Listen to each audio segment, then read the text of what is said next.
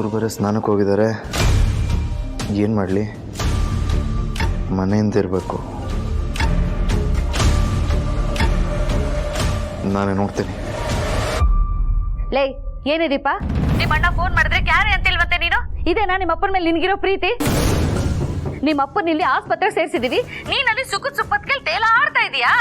ಹಾ, ಮದ್ವೆ ಆಗೋವರೆಗೂ ಪೊಲೀಸಪ್ಪ ಪೊಲೀಸಪ್ಪ ಅಂತಿದೆ. ಈಗ ಮದ್ವೆ ಆದ್ಮೇಲೆ ಗಂಡನೇ ಎಲ್ಲ ಅಲ್ವಾ? ತೋರಿಸ್ಬಿಟ್ಟಿಯಲ್ಲೇ ನಿನ್ ಬುದ್ಧಿ.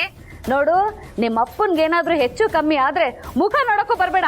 ಅಲ್ಲೇ ಸುಖ ಸುಪ್ಪತ್ಕೇಳಿರು, ನೆಮ್ಮದಿಯಾಗಿರೇ ನೀನು.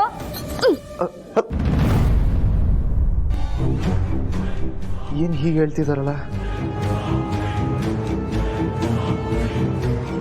ಅಂದರೆ ದೀಪ ಅವ್ರ ತಂದೆಗೆ ಏನೋ ಹೆಲ್ತ್ ಇಶ್ಯೂ ಆಗಿ ಹಾಸ್ಪಿಟಲೈಸ್ ಆಗಿದ್ದಾರೆ ಅನ್ಸುತ್ತೆ. ಅದಕ್ಕೆ ನೆನ್ನೆ ಅವ್ರಿಗೆ ಕನ್ಸು ಬಿದ್ದಿತ್ತು.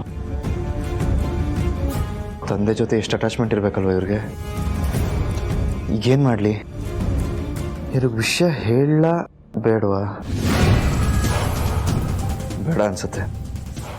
ಸುಮ್ಮನೆ ತಿಳಿಸಿದ್ರೆ ಇನ್ನೂ ಟೆನ್ಸ್ ಆಗ್ತಾರೆ.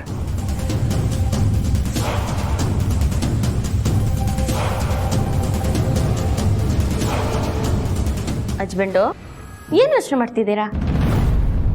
ನಿಮ್ಮ ಬಗ್ಗೆನೇ ಯೋಚನೆ ಮಾಡ್ತದ್ದೆ. ನನ್ನ ಬಗ್ಗೆನಾ?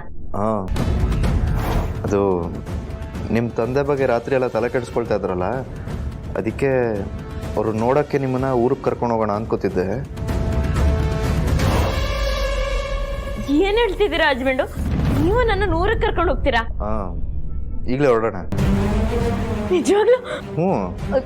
ನನ್ನ ಮೇಲೆ ಹಣೆ? ಹ್ಞೂ ರೀ. Thanks husband, thanks. ಸರಿ ಆಯಿತು, ನೀವು ಬೇಗ ರೆಡಿಯಾಗಿ ನಾನು ಸ್ನಾನ ಮಾಡ್ಕೊಂಡು ಬಂದ್ಬಿಡ್ತೀನಿ.